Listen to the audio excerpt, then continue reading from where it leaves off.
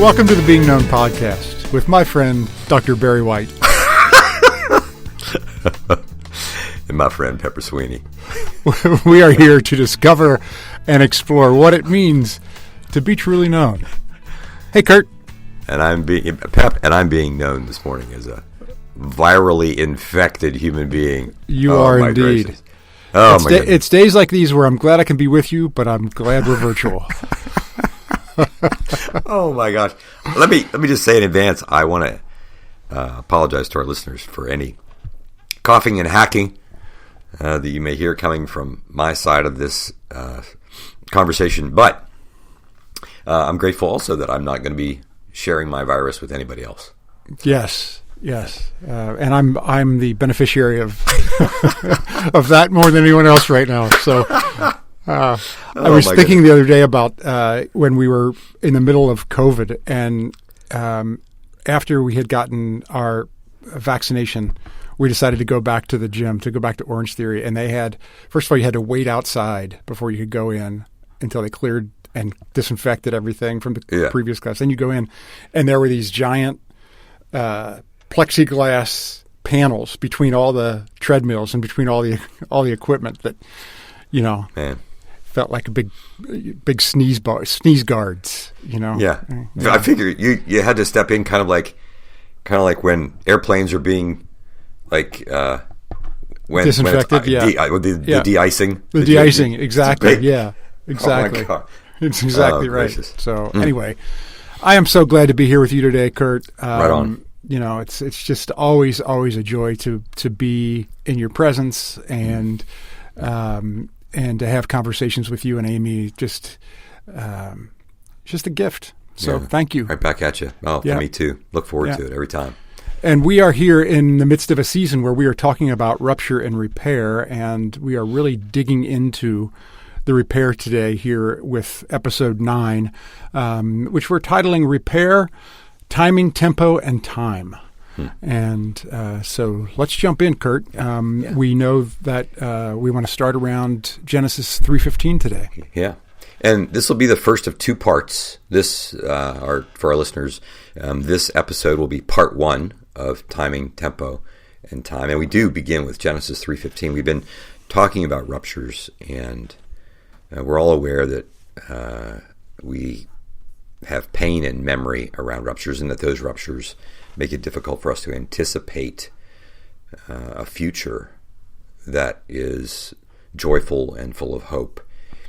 And we look around our world and we have all kinds of reasons. I mean, still, even to this day, I was in a conversation just yesterday in which people were talking about 2025 and how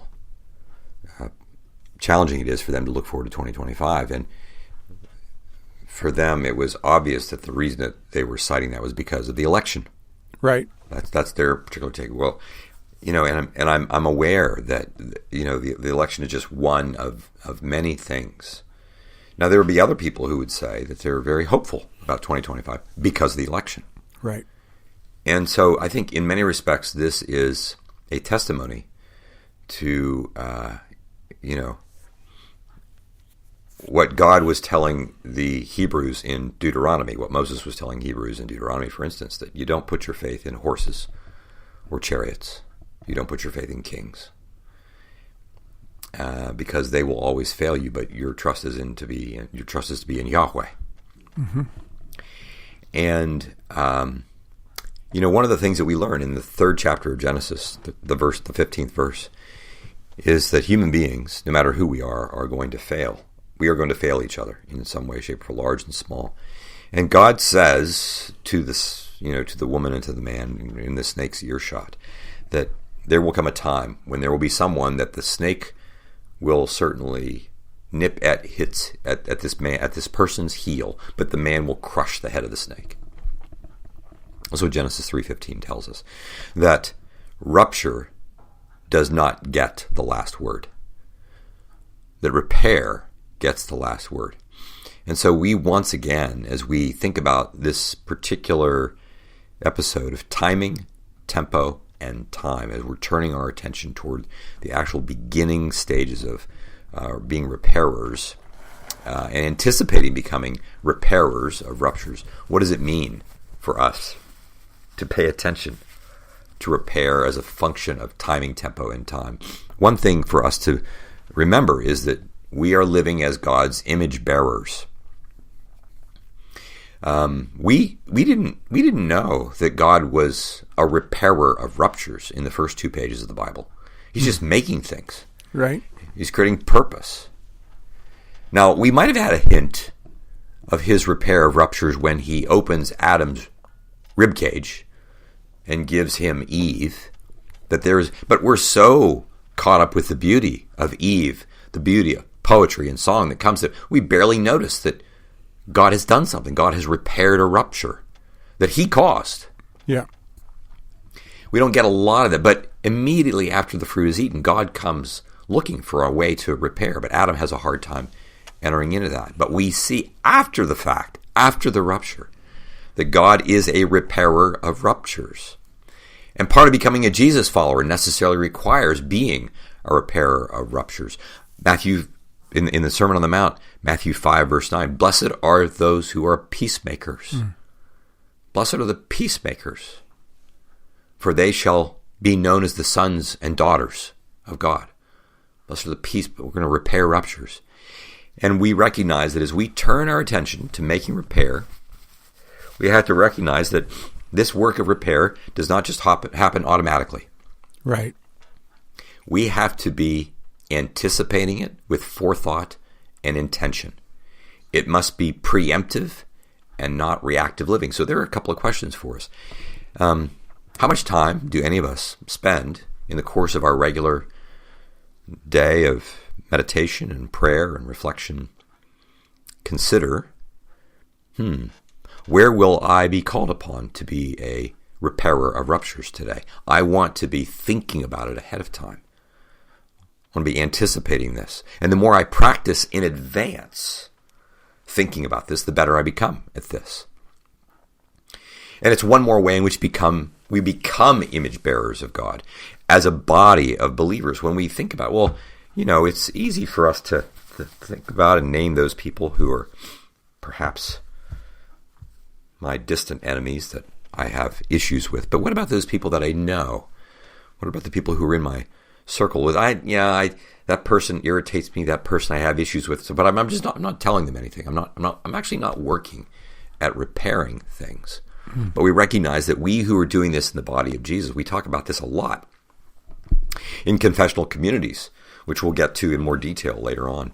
This notion that repairing ruptures in the context of confessional communities is one of the signs of maturity, not just of the individuals who are in the repair business, but a sign of maturity of the group itself.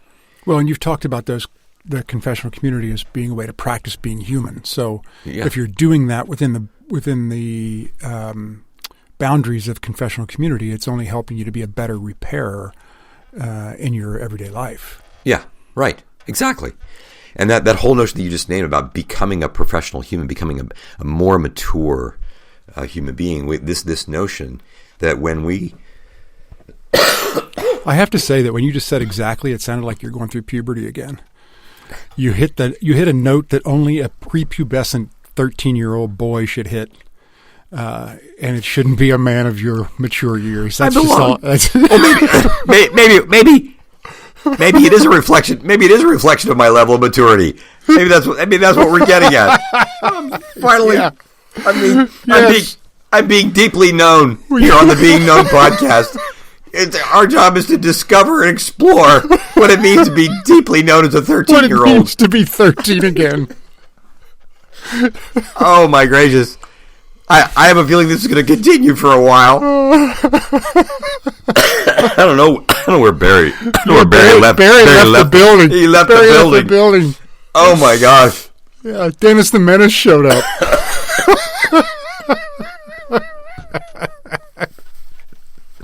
Oh my goodness. Okay.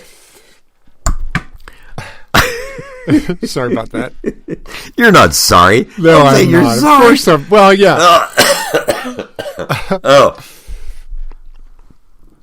All right. Well, I think here's the thing too. We're not just when we are repairing ruptures, we don't just want to repair a particular rupture, I liken this to what it means for us to be surgeons. We're not just trying to learn new skill sets and perfect skill sets in a particular surgical operation. We're learning how to become better surgeons overall. I want to be the kind of person who becomes less and less fearful of ruptures. Part of my own story is, as I've said here perhaps before, I grew up in a house where I had two parents who loved me dearly, but who also had their own issues. And, I grew up learning to be afraid of being angry and wary of any anxiety that's around. And my job was to make sure that we're going to prevent both of those things from happening. And when you're working that hard, like scanning the landscape, making sure that you're anticipating, you don't have a lot of opportunity to just be yourself in your own skin, come what may. Because you're always working really hard to make sure that you don't do anything that might piss off your dad. You don't do anything that's going to make your mom anxious. And these are not things I'm thinking consciously. I'm not walking around, calculating these things in my mind. Right. You're just kind of doing this on autopilot because it's what you've been doing since, before you even knew what you knew. And, we were talking before the recording here today that, with my current, my spiritual director is like, we're working on stuff with me about, revisiting what it means to have been a kid in a situation in which there's no abuse going on. There's no outright neglect in the way that we might see it in some situations. But there is a sense in which there's no question. There's some part of me that is not free to just be me. Yeah. And what that means is that I'm burning energy to try to do that. And that then means I'm afraid of ruptures. Yeah. Just quickly, when you think about, things that you're working on from, when you were younger and those kind of things, what I find is that the way that it often manifests in time now is with a conflict with someone, for instance, and I'm then using tools that I needed then that are not the same tools that I need now. It's bringing up the same feelings and sort of the same issues, but it's like I don't need a shovel anymore, right? I just need whatever. It's a whole different set of tools that I need now than what I needed then. Right. Yeah. And, if you're 4 years old and you don't have somebody to protect you from your father's wrath or your mother's anxiety or whatever, you really do need the coping strategies that you employ as a 4-year-old exactly. or as a 10-year-old. You don't need them as an adult. Right. But, I'm like the elephant who has a really good memory. And who doesn't know that he's not a 4-year-old or not a 10 or a 14-year-old. Yeah. Yeah. And so I can walk around being, so you're bracing for impact. I'm playing to keep from losing is what I'm doing in life, which means I'm more anxious, which means I'm more likely to lose. They're more, instead of just simply living. And if the rupture happens, to be able to be curious about that. To say, okay, well, let's talk about, ouch, that hurt. Let's work it out. Yeah. Because I'm anticipating that the rupture is going to be catastrophic. That's what I'm anticipating. And many of us many of our listeners here, like we have all these experiences in the past that taught us when we were children that ruptures were potentially catastrophic. Because if we didn't cope with them the way that we did, they would have been. Right. They actually would have been. Right. And, in many respects, as we say, when Jesus says, unless you change, you become like little children, heaven's not going to work for you. There is a certain sense in which he's saying, unless you change and go back and let's re-engineer, let's renew, let's start over. The whole notion of being born again, like there's a reason why he doesn't just say, let's turn over a new page, unless a person turns over a new page. Yes. When he's saying, unless a person is born again, and comes to live in the world with me being the first person you see coming to find you. You're coming into the world looking for someone looking for you, and it's me who's the person who's looking for you. Not the people who raised you, not the people who abused you, not the people who neglected you. It's me. Not even the people who are supporting you now. Right. Yeah. Right. Now, the people who are supporting me now certainly are bright shadows. And instrumental. Of Jesus? Yes. In this regard. And in fact, I will have a hard time picturing Jesus if I don't have them. That's it. I mean, we talked about this before. The way in my life, the way that I've experienced Jesus more than anything else is through other people that, were a complete reflection of him. Yeah. That we're not trying to be the sun and be the light, but be the moon and reflect it. And that's the whole thing about, rupture and repair in community. Yeah. Yeah. Right. And so we really want our listeners to think that if we're gonna do this work, the first step to repair is, as the psalmist says, as the scripture tells, we gird up our loins, like we are going to get ready to do this work. We're going to practice this in anticipation, preemptively. And then we want to pay attention to how it actually works. And we would say repair follows the way that a normal developing mind works. And this is the whole notion of how we like to say that the mind develops bottom to top and right to left. The sense that first we sense and then we make sense of what we sense. We experience things in our embodied encounters in the world, and then we begin to reflect on and think about and have images about what these experiences are, and we start to make stories about them. The way we do this, however, does require help from the top down. So, if I'm telling you and Amy a story in which I'm feeling all like disoriented or whatever, I do that. And in some respects, you all are going to use your middle prefrontal cortices to ask me questions, to be empathic with intention. It's the middle prefrontal cortex that's the topmost part of our brain and our mind's activity that is with intention coming to find me. And so we have to recognize that we do need the middle prefrontal cortex to conduct the orchestra that has gone rogue. Mm-hmm. The part of me that is, there's been a rupture between me and somebody else. I'm mad, I'm hurt, I'm this, I'm that, so forth and so on. Like that scattershot is not just going to magically collect itself. Right. I'm going to need help from somebody else and outside. Yeah.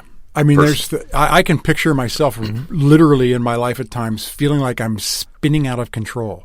Literally, like just spinning out of control because of this rupture that happened that I have nothing to grab onto. I have nothing to, and it's chaotic and it's paralyzing. And Yeah. And so there are some features that we then like to say, look, for our listeners, as you are imagining right now, a rupture that is front and center for you. Yep. Something that's happened acutely, recently. Or maybe it wasn't so recent, but it's painful enough that it still lingers. There are some practical steps that are necessary. And one of the first things is an act that we call centering. We really want this whole notion of centering. How do we center? We want to center acutely and what we call subacutely, meaning by acutely, I want to center in the moment right now, and then subacutely, meaning like over time, it may take some time for me to center. There's some things we're going to talk about how we do that in order to get us ready to enter into the more formal repair work with the other party. So this is the preemptive work that you're talking about. So exactly. This is a practice that we practice so that when we need to be in, because we know rupture's coming, we know we want to repair. So in order to be ready for that, we're doing this preemptive work. That's right. Yeah.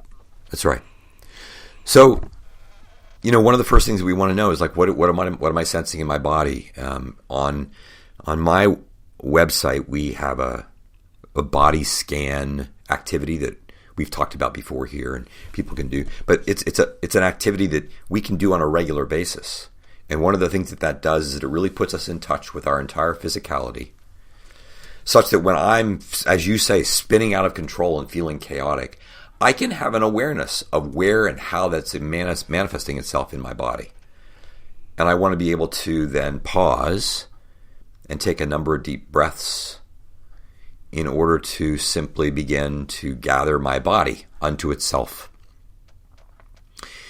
And sometimes I'm like, we were talking about this before the show.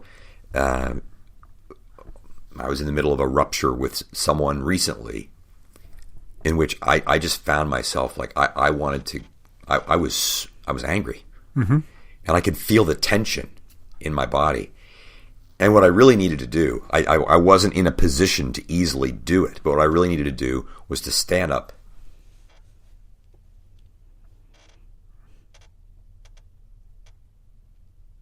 and go for a walk. That's what I really needed to do. I needed to. So I was aware of things, right? I'm, practicing these things. I'm imperfect at it, but practicing the body scan, practicing meditation, I'm aware of things. And so, I'm aware of this thing in my chest, like somebody's got like some bear has its paw over my chest, just crushing. Right. And my jaw is set, my fists are clenched. I'm working hard, and like, I often will vent to my wife, to Nell, when I have a rupture, right? That's outside of our relationship, and I've had this rupture, and I'll be passionately telling her about what happened, and I'll say, I got to talk to this person. And she's like, listen, you can't talk to him in the state that you're in right now. It's not going to help. Right. You've really got to take that out of your voice. Take some time. Right. Yeah. Right. Well, so what we will often do in the confessional communities and in psychotherapy and other places, we will give people activities to physically work out your experience, work out the body's need to express the sympathetic drive of fight or flight, that I'm angry, I'm this, I'm that. I'm going to go for a walk. I'm going to go hit a heavy bag. We have in our offices, we have these ottomans, these overstuffed ottomans, and we have tennis rackets available for everybody. Sometimes the person themselves who are so mad that they don't trust themselves doing it, and so somebody else in the group will pick up the tennis racket and start to hit the ottoman on their behalf because they're so angry on their behalf. And it enables them to have this felt sense of, I'm going to do something with my body. Yeah.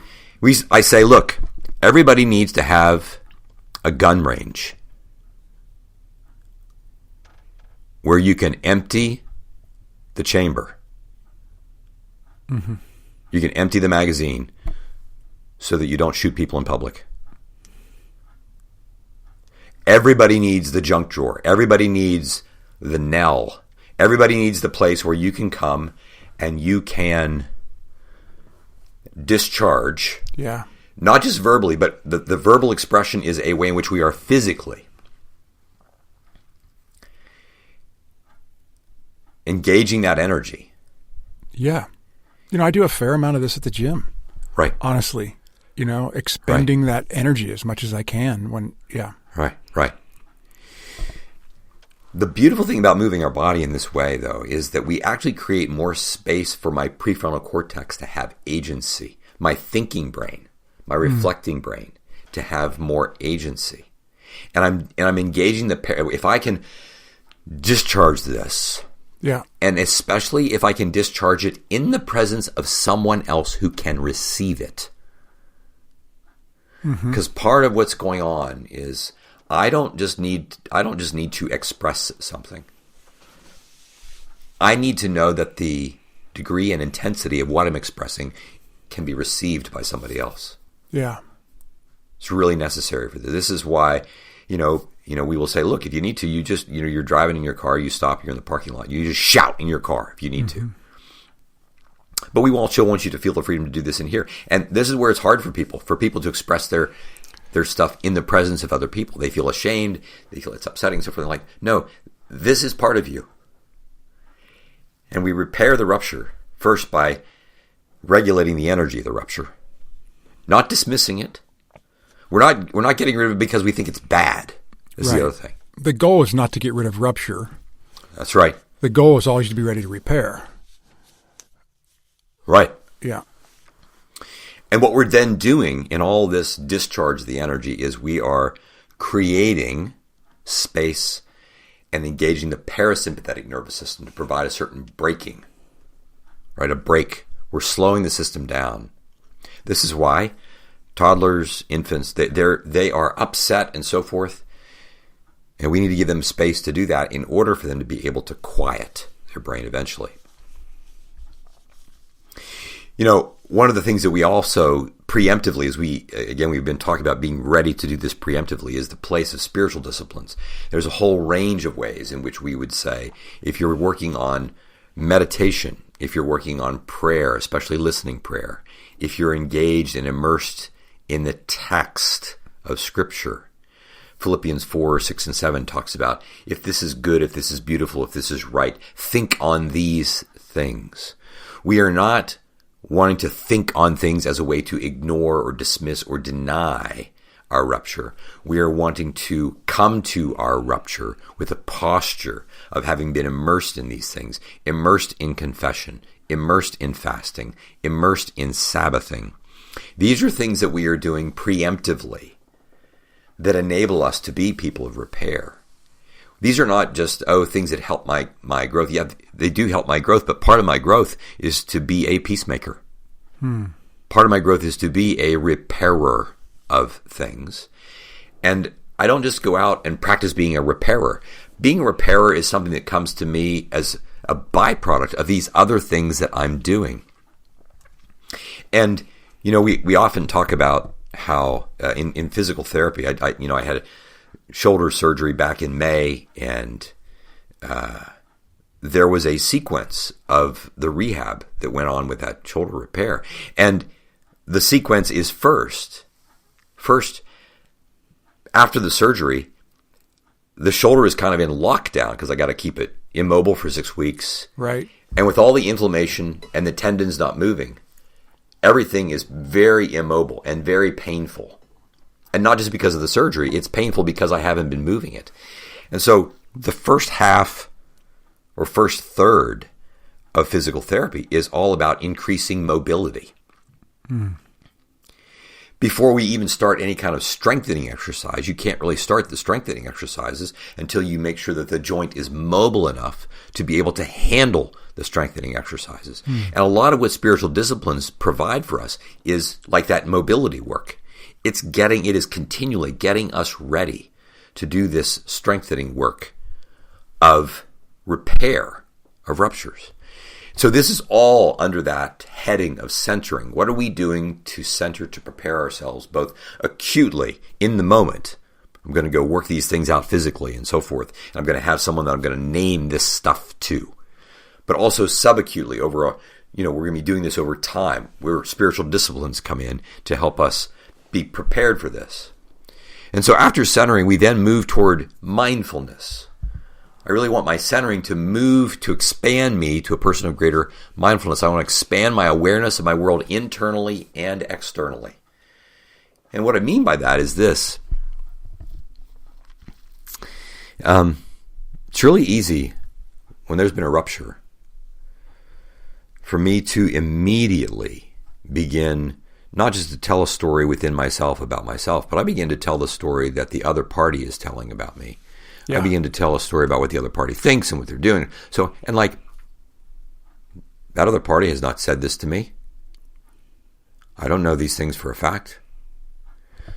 But the speed with which I tell a story about somebody else and believe that it's true, and I know this, without being aware that actually I'm making this up in my head. Right. Now, here's the thing. It's possible that the story that I'm telling is accurate. That's possible. But most of the time, I'm going to do one of two things. I'm going to move in a direction in which I tell a story that protects me by reminding me that they are a dangerous person in some way, shape, or form. Or I'm going to tell a story in which I pretend that nothing has happened. Both of those stories that I tell are ways for me to protect me from myself. And we're not in that kind of business. We are in the business of being vulnerable. Now, we're not being cavalier about our vulnerability, but we're also not wanting to deny what is really happening in the room. But we can't make out what's happening in the room to be more than what it is. So when I am expanding my awareness of the world internally and externally, I want to be able to say, oh, I'm aware of what they did say and but I have to be careful not to impute onto them, to tell a story that I don't actually know is true. Right. This is setting me up to be curious. I'm expanding my awareness and expanding my capacity to be curious. And then, as we've said before, so much of this depends upon co-regulation. When something happens to me where I've been in rupture, like I'm going to come to Amy. I'm going to say, okay, let me tell you what happened. Right? You become my gun range where I discharge the revolver so that I'm not shooting around and people in public. Right. And I need you not just to be empathic, but I also need you to ask questions like, oh, what else is happening? What else is happening for you? What else might be happening for them? But not before I have the felt sense of being heard fully. Yeah, I was going to ask when you mentioned earlier that we have the capacity to ask questions. I was going to ask you the importance of that because I guess the steps to it as well, because like you say, I think I feel like it would be important to be empathic at the start, and then come in with questions. Right. Right. That's to right. get a clearer understanding of the picture. Right. There is a sequence. There's no question that there is a sequence. When we are using others as co-regulators, and I want to tell you my story of what happened to me, I'm going to need you to be empathic. There is also a certain demand of me, however, as well, which is one in which not only do I long for you to be empathic, which is a necessary first step, but I also need to be open to you asking questions that are important for me to consider. Right. And so can I just ask I know we don't have a lot of time, but how do you get to a place where when I'm coming to you, I'm not just coming to you to have your empathy. I need to be open to those questions, and so that I can see that, the reality of the situation. Right. Well, this is where I think practice is where it occurs. I mean, we live in a culture, Pepper, where people only want empathy. Yeah. And frequently interpret empathy to mean not only do you feel what I feel, but you also validate the accuracy of the story as I and only I tell it. I'm going to tell you the story about what John or Mary or my parents or my this or my that did, and my rendition of the story is the only story that is true. Right. And I want you to think that and reflect that back to me. Right. Right. And so we increasingly live in a culture where that's what empathy how it's come to be used. And I wrote an essay titled "Empathy Has Its Limits." And this is what I mean by that empathy is a way for us to be present to other people's suffering, while also at some point turn their attention to where do we want to go from here. Again, it's like the lifeguard. If I'm the lifeguard and you're drowning, I want to be empathic with your plight. Yeah. Empathy alone, there's going to be no growth. There's going to be no growth. And to me, I don't know, I'm just, maybe it's just, I'm in this whole growth thing right now where I'm thinking a lot about how I want to continue to grow. Right. Right. And, I think about like when my son was, going through puberty and he was growing so fast that he was having stress fractures, and he was having all these things, but the doctor never said, we got to stop you from growing. Right. You know, Right. It was other things that we had to do to regulate so you wouldn't just break, so you wouldn't, Right. you know, those kind of things. But yeah, it's to have someone who can be empathetic and then to be open to them questioning your own beliefs and your own thoughts about the situation. Right. And the real key here is, I mean, I you know, we're not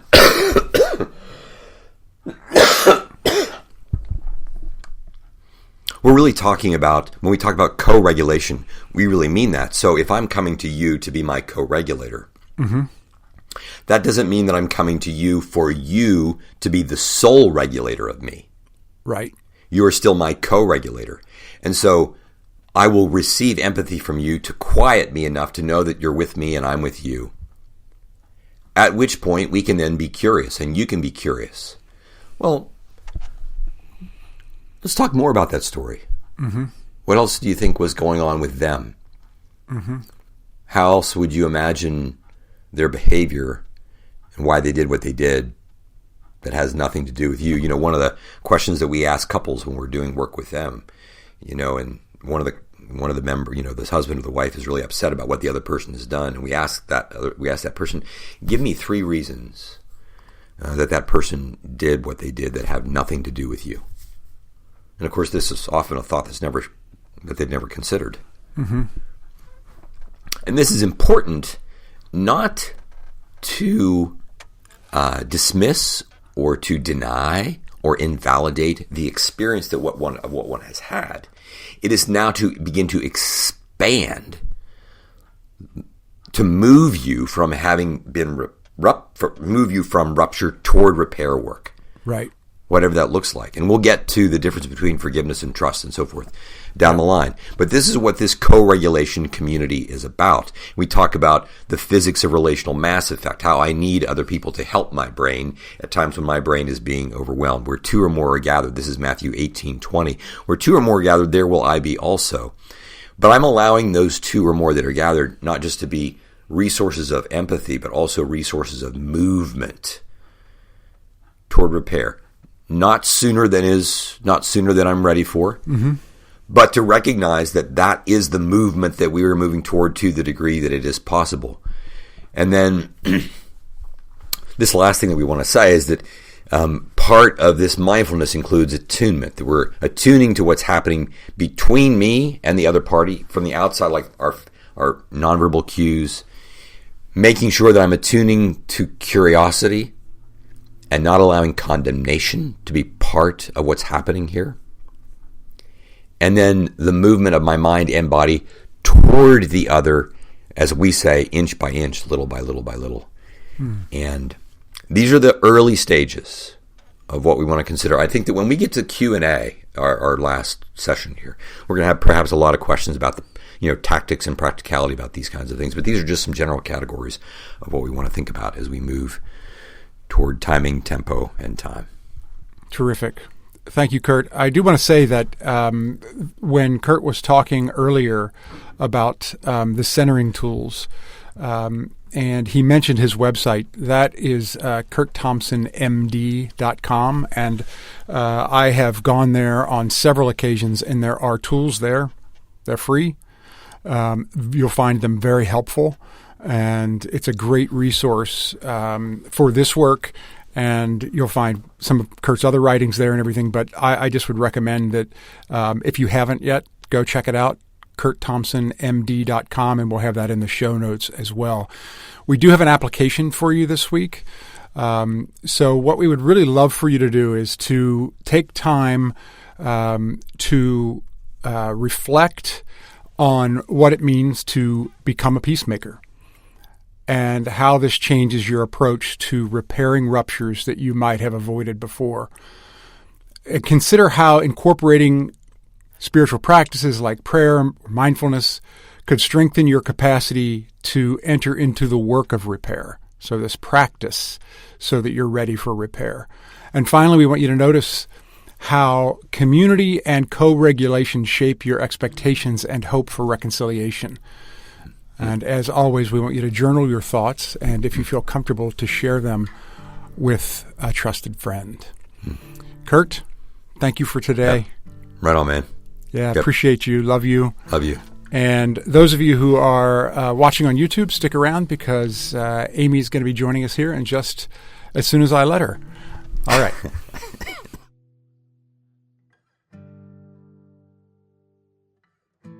You let me. I did. Takes Curt's breath away. It does.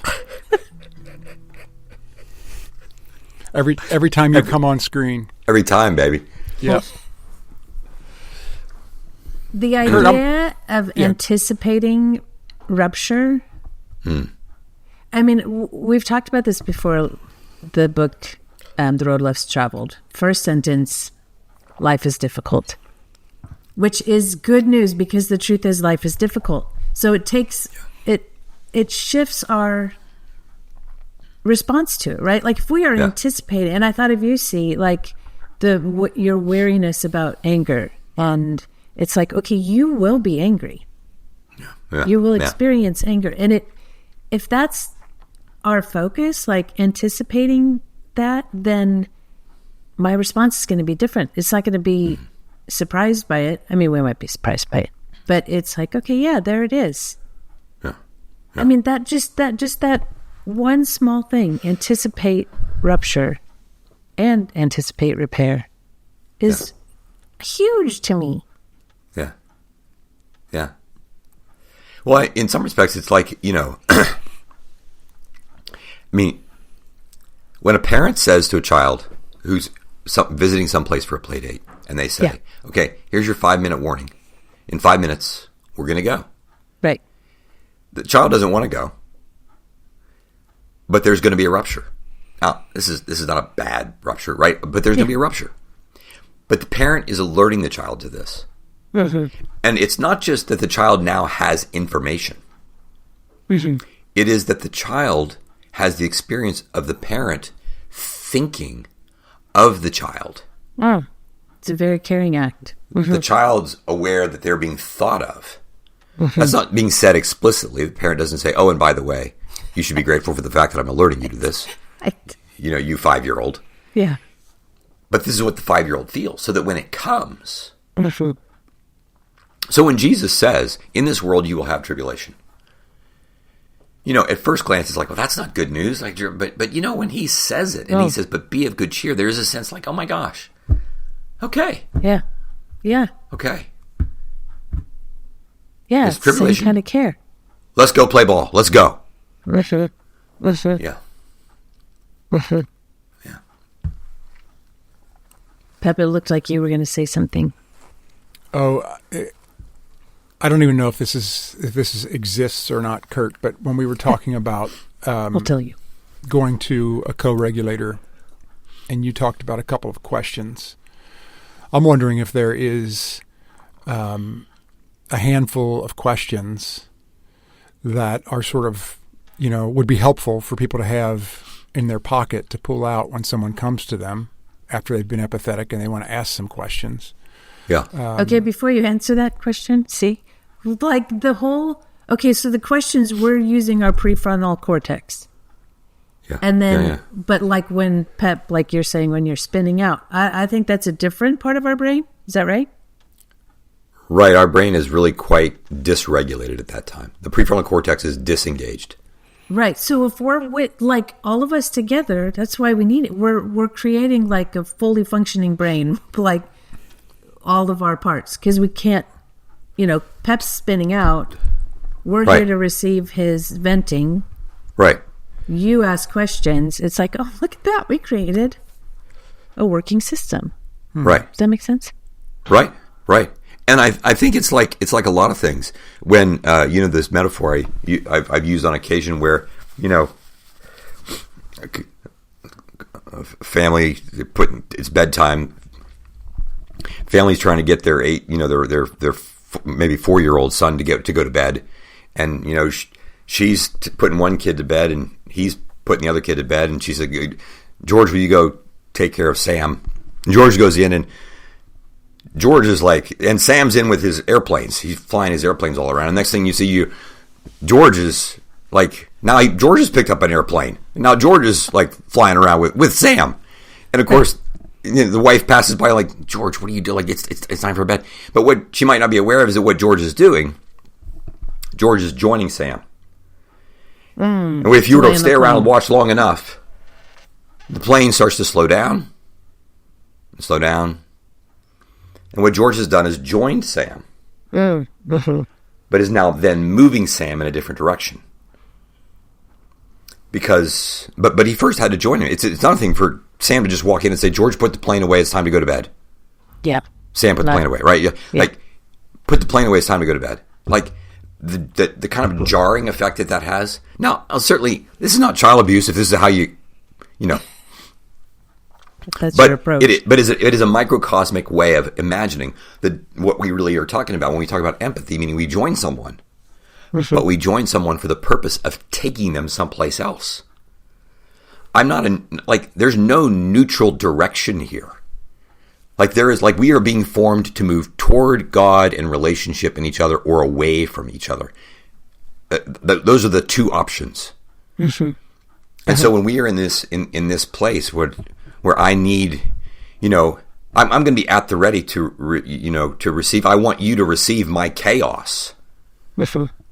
But there is a part of me that is counting on you receiving it in order for you to help me go someplace where I am not right now. Yeah. Right.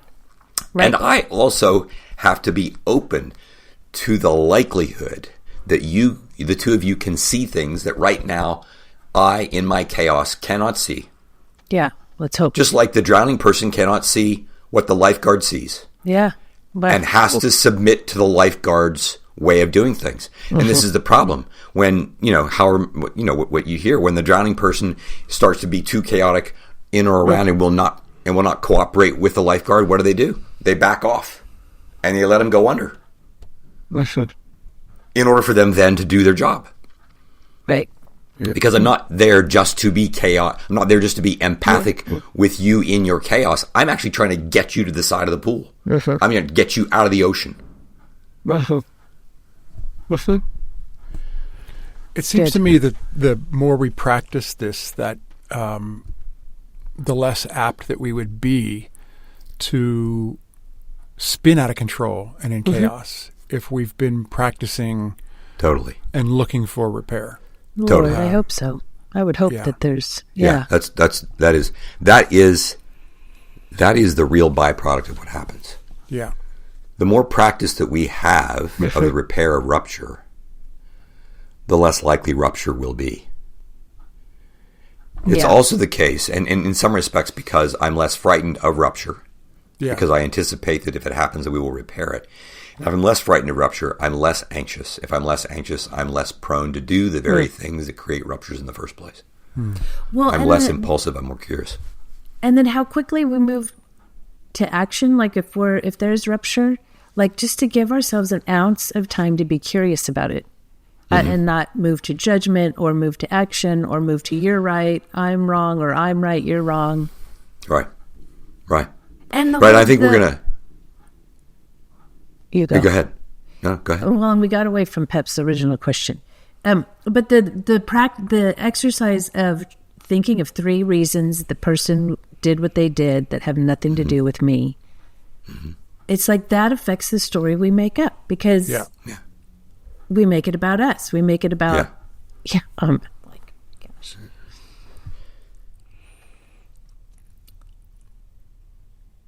Pep, you asked if there were questions. Yeah, and I think you just touched upon one of them as, what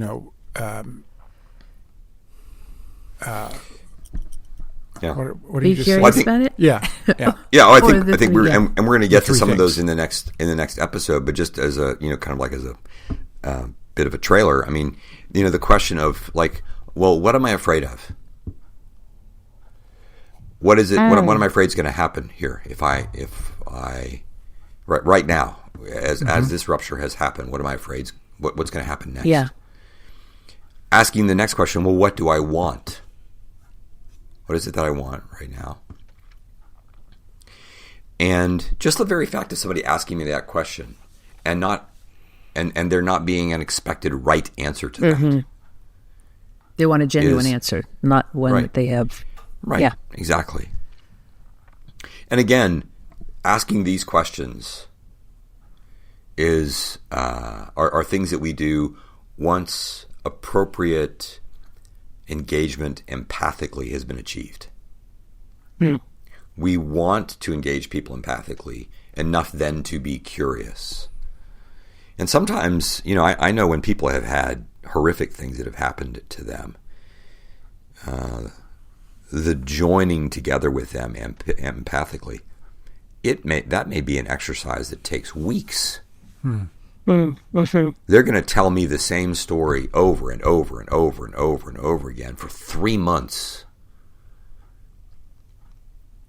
Because it's not unlike what happens when you sprain an ankle, right? You can't, or like we were saying earlier about physical therapy, you can't just go right back out and start rehab and start strengthening. Like you have to wait for the inflammation to die down. You have, and you need to ice it, and you need to take Advil. There are things you need to do.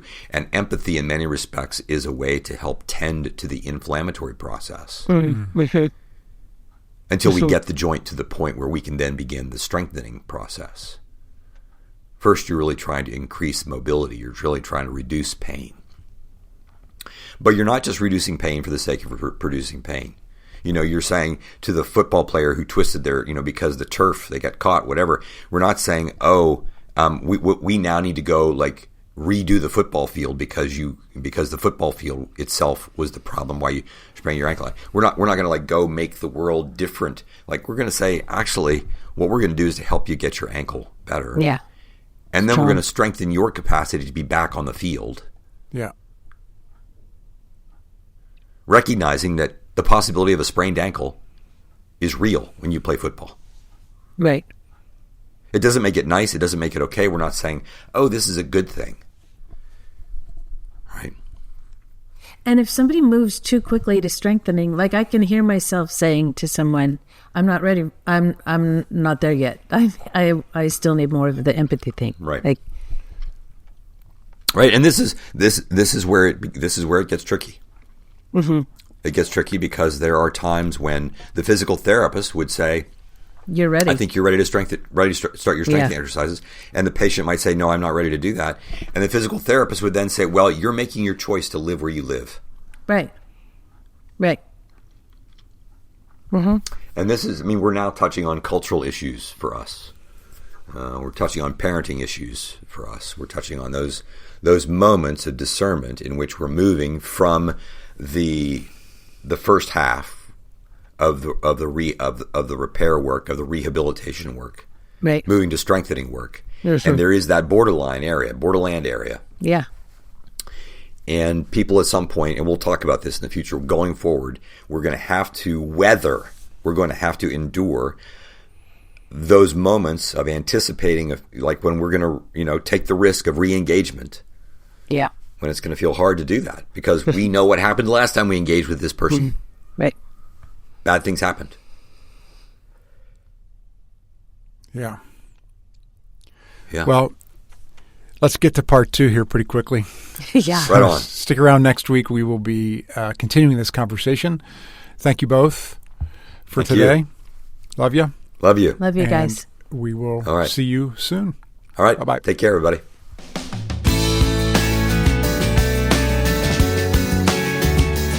This podcast is produced by Curt Thompson, Pepper Sweeney, and myself, Amy Chella. Audio production and editing is by Keaton Simons. Video production and editing is done by Mark Gould. If you'd like to connect with us, you can find us on social media at BeingKnownPod. If you like this podcast, tell a friend. If you love this podcast, tell everyone you know. And please like, rate, and review wherever you listen. Be well, be known.